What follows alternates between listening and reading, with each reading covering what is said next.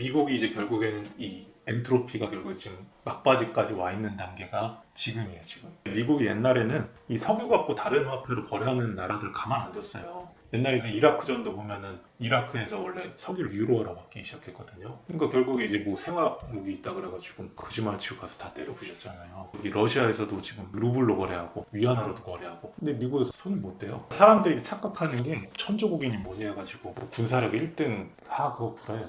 왜냐면은 미국이랑 중국의 차이가 뭐냐면은 둘이 지금 뭐 핵전력은 당연히 뭐 비등비등하겠죠. 근데 재래식 전략으로는 미국이랑 중국이랑 싸우면 지금 미국이 필패해요. 미국이 무조건 져요. 미국이랑 중국이랑 군함 건조 능력 차이가 100대 1 차이에요. 중국에는 팩토리가 100개가 있고 미국에는 팩토리가 하나밖에 없어요. 싸움이 안 돼, 싸움이. 그러니까 왜냐면 여기서 아무리 두셔봤자 스타일고 쓰면 알잖아요. 팩토리에서 차이가 나면 생산력에서 차이가 나면 못 이겨요. 미국에서 지금 따라잡고 싶어도 따라잡을 수가 없어요. 왜냐면 인간들이 너무 늙어서. 중국에서 예를 들어 군함 건조한다. 거기 인건비가 50만 원이 안 돼요. 근데 미국은 얼마냐면은 인건비가 한 400만 원, 500만 원. 그러니까 분명히 똑같은 결과물이 나와야 되는데 인간 쓰는데 여기는 500만 원, 여기는 50만 원이. 근데 그렇다고 얘네들이 더 열심히 안 해요. 얘네들이 더 열심히 해요. 오히려. 그러니까 게임이 안 되는 거예요. 국가가 이제 나이가 먹으면은 스타로 치면은 뭐 사이언스 배슬만 막 뽑는데 여기는 스커지를 막 뽑는 거죠. 그러니까 교환비가 이게 안 돼요.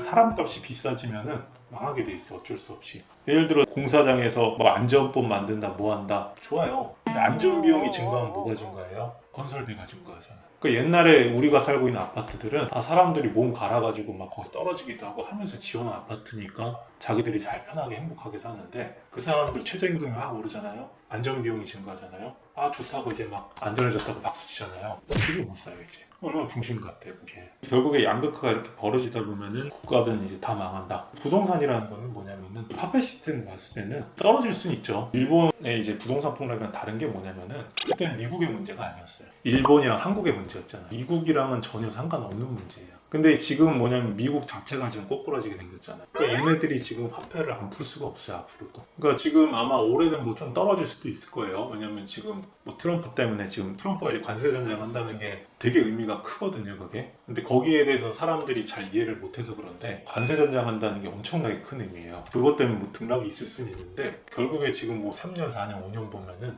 무조건 지금 부동산은 오를 수밖에 없는데 문제는 뭐냐면 이것도 양극화가 된다는 핵심지로만 모이는. 그렇잖아요. 사람들이 살고 싶은 아파트는 어차피 정해져 있잖아요. 결국에 이 안에서도 양극화가 벌어지니까 이 돈이 자꾸 핵심지로만 모이고 이 밑에 있는 급지로는 자꾸 빠져나가요 돈이. 그 지역에 있는 집값이 오른다는 거는 그 지역으로 돈이 유입된다는 거거든요. 근데 지금 점점점 살기가 힘들어지니까 확실한 것만 돈이 몰리잖아요. 이쪽으로는 점점 올라가고 이쪽은 점점 떨어지고 앞으로 학군지는 더 올라갈 거예요. 근데 핵심 학군지가 애들이 줄어들잖아요. 지방은 아예 학교가 없어져요. 그러면 아예 선택지가 없는 거예요. 애를 키우고 싶어도 학교가 없으면 어쩔 수 없이 학군지로 붙어야 되잖아요. 그러면 학군지로 뭐 집으로 못 사면 전세 사서 붙어야죠. 그럼 전세 사면은 또 올릴 거 아니에요. 그러니까 이게 사람들이 그거를 생각을 못해. 그렇게 되는 거예요 그냥. 재밌는 게 뭐냐면은 PD님이 생각했을 때 양극화를 줄일 수 있는 방법이 어떤 게 있을 것 같아요? 아래쪽을 좀 더 지원을 해줘서. 그게 복지잖아요. 그렇죠.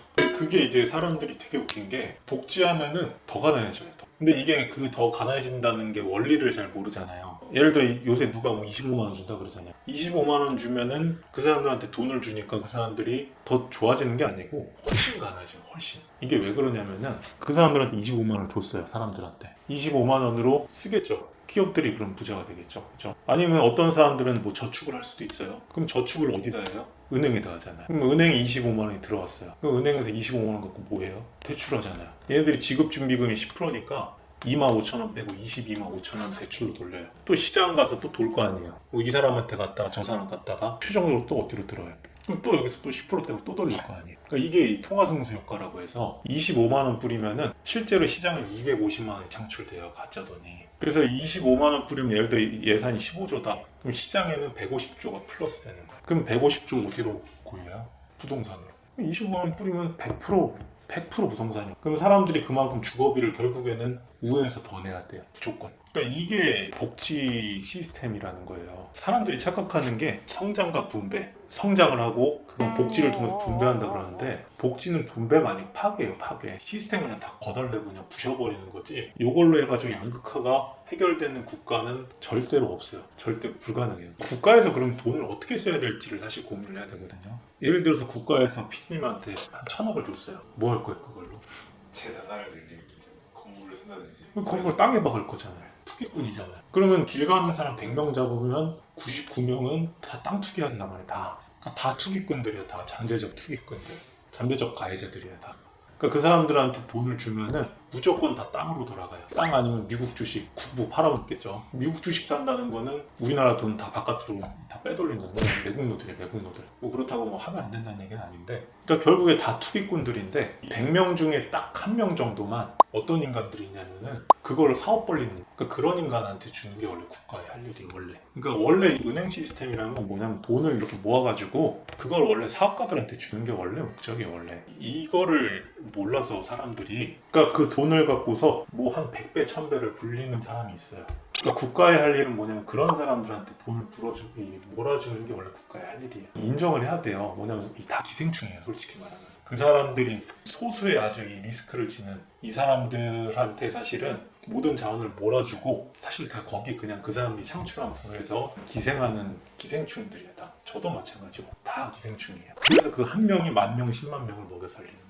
옛날에 이제 우리가 원시시대 때 있다고 가정을 해봐요. 예를 들어서 이 부족이 있어요. 다 굶고 있어요. 식량이 얼마 없어. 그럼 이 식량을 누구한테 줘야 되냐? 부족 내에서 제일 건장하고 리스크를 짊어지고 사냥할 수 있는 사람. 그 사람을 먹여야죠. 공평하게 저기 공산주의 한다고 딱딱딱 나눠 먹으면 그냥 다 같이 굶어 죽고 끝나는 거예요. 자원이라는 건 뭐냐면은 가장 확률이 큰 사람한테 몰아주는 게 원래 이 인간의 이 성장의 항상 중요한 핵심 포인트거든요. 그래서 그런 사람들이 결국에는 잘 차려 먹고 예를 들어 옛날에 사냥할 때 동굴 같은 데 들어갈 거 아니에요. 동굴 들어갈 때 여기 안에 뭐 곰이 있을지 사자가 있을지 모르는데 그걸 그냥 감수하고 이렇게 들어가는 거예요. 양극화를 줄이는 방법, 잠깐 멈추는 방법은 결국에 사업가들한테 돈을 몰아주는 거. 그래서 수많은 사업가들 거기서 거름처럼 다 죽어버리죠. 사업하다 많이 가지고 없어지고 그러다 이제 옥석 같은 한 명 만들어낼 때까지 그렇게 옥석 고르기를 하는 거예요. 그래서 원래 이 사람들이 이 모험심을 잃으면 원래 국가는 망하는 거예요. 그리고 이제 양극화를 결국 막으려면은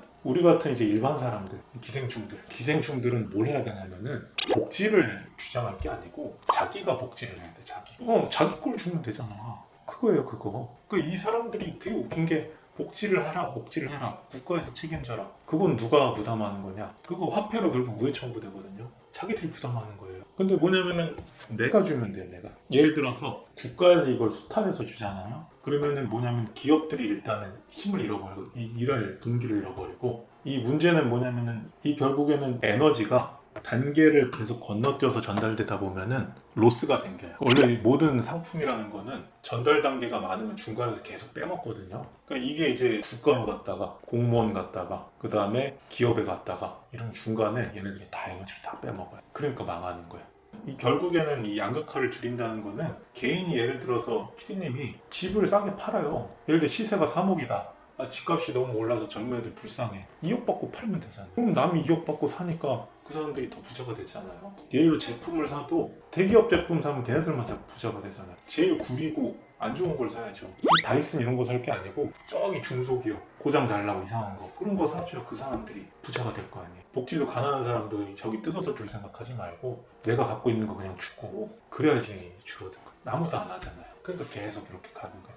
집값은 계속 최저시급 올랐으면 좋겠다. 아이고 인부들 최저시급이 올랐네. 그러면 지금 그래서 시공비가 엄청 올랐잖아요. 이게 부동산. 그래서 이 화폐를 알아야 부동산을 알아요. 가난해지는 단계. 사람들이 이제 복지에 대한 아주 큰 착각을 하고 있지. 이게 좋을 거다. 아니에요. 그건 이제 좋은 게 아니고 파괴. 다 같이 죽고 있는 건데 좋다고 막 박수치죠. 얼마나 재밌어요 이게. 알고 보면 되게 웃겨요.